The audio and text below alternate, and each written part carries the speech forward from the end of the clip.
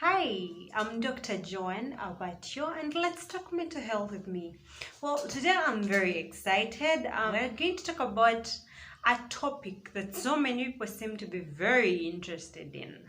Well, I've got comments, I've got people asking me, hey, Dr. Joanne, have you talked about depression? When are you going to talk about depression? So I'm here to talk about depression today. But first, I realized we do not know what depression actually is. Many a times, we confuse grief for depression.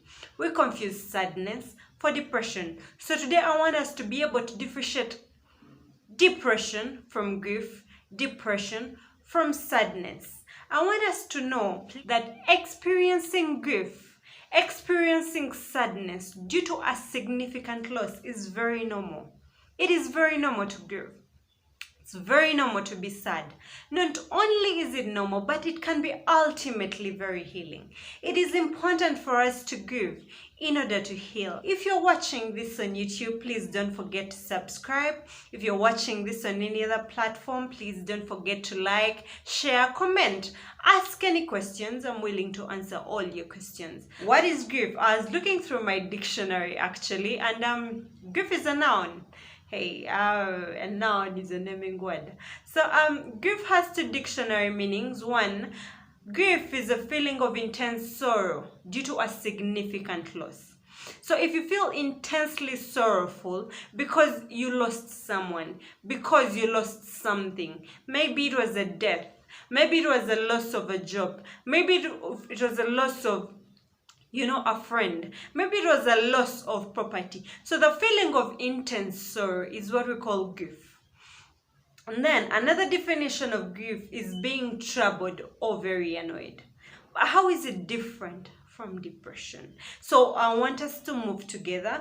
Let's look at difference number one. Difference number one, the predominant feature in grief is anger.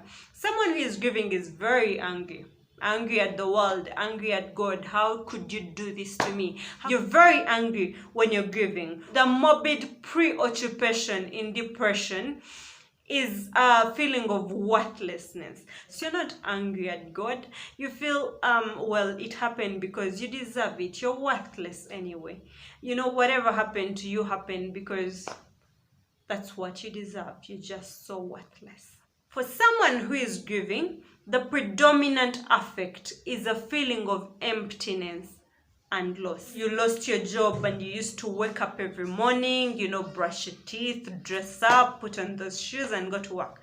Another job is not there anymore. All you do is wake up to sleep. So you feel there is this emptiness, there is this space that needs to be filled. Whereas when it comes to depression, you just persistently have a depressed mood with inability to anticipate happiness or pleasure. So it's not the same with grief where there is this emptiness and you feel something needs to be done about it. You could replace this with a sport. You could, this time that you used to do this and you can't do this anymore, you could do something. You could go to social media, and occupy yourself. But when you're depressed, it's just there is no anticipation of happiness or pleasure. You're not even looking for something, to fill this void. You're just persistently depressed. And with grief, there is difficulty accepting that whatever caused the grief occurred. When you talk to someone who is grieving, in their speech, you realize they're always saying, I can't believe this. Sometimes it's seen in their actions and they act like it didn't happen. There's a lot of difficulty accepting. But when you talk to someone who is depressed, their speech is usually sluggish, hesitant, or confused. They're basically in a bizarre state. It's not even about difficulty accepting what happened. They're generally confused. Yeah. So let's go to another difference. So when it comes to grief, both grief and depression, there is this state of unease or dissatisfaction with life that we call dysphoria. So the state of unease or dissatisfaction with life in grief is likely to decrease in intensity over time. and it usually occurs in waves associated with thoughts and reminders. Something brings back all these memories, so you get back into the state of dysphoria. When it comes to depression, there is just persistent dysphoria, and it's not even attached to any thoughts or reminders. So another difference, pain in grief is accompanied by positive emotions. 1 minute you're sad and you could laugh or smile the next minute. I'm sure you've seen people at burials, and you're at your father's burial, for example, or your mother's burial, or someone close to you. But even at the burial, there are moments when you could laugh, and then there's another moment when you're sad. So the pain is accompanied by positive emotions, which is not the same case in depression.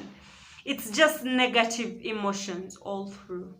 If there's self-derogatory ideations present in grief, it typically involves perceived failings to the deceased or to whatever you lost. Maybe your mother died and you had promised to buy her a car. You didn't even visit her so much often. You didn't value her. You didn't value your job, or whatever it is that you lost. So it's always about perceived failings. But when it comes to depression, self-derogatory ideations are always there, and they're never about perceived failings. It's not a question of are there self-derogatory ideations or not. Well, in grief, they may or may not be there. But in depression, they are there, and they're never about perceived failings. It's always about bizarre things. Maybe you blame yourself because of the world's poverty. Something like that. When it comes to grief, self-esteem is always preserved. But in depression, self-esteem is very decreased, and there are usually feelings of worthlessness and self-loathing. For example, you lost your job. You'll still wake up, dress up, clean up nicely, and walk tall, because you're going to look for another job. You're going to, fight for this. You're going to fight through this situation. When it comes to depression, you just feel worthless. You don't see the point of waking up. You don't see the point of dressing up anymore. You don't see the point of eating anymore. I mean, your esteem is just so down. When you're grieving, you're intensely sad. But when you're depressed, you're not only sad, but you're guilty. And the guilt is not related to grief. You have intense sorrow in your spirit. But you feel guilty about things that are not related to that. You feel guilty that, so and so is like this. You feel guilty that the world is like this, that Uganda is like this. That it's not even related to the grieving situation. When some people are grieving, they excessively focus on the episode of the grief. While when others are grieving, they avoid it. What do I mean? They separated their partner moved on, they are grieving, but they just do not want to look at anything or do anything that reminds them of their partner. That's grief. When it comes to depression, it's not even that it's not a choice that you will choose to focus or to avoid. No, you have no choice when it comes to depression. With depression, you'll just find yourself having prolonged and marked difficulty carrying out day-to-day activities. It is not a choice. You have difficulty waking up, you have difficulty eating, you have difficulty doing anything because you feel you're undeserving of life. You feel you're unable to cope with this pain. The last difference is about death.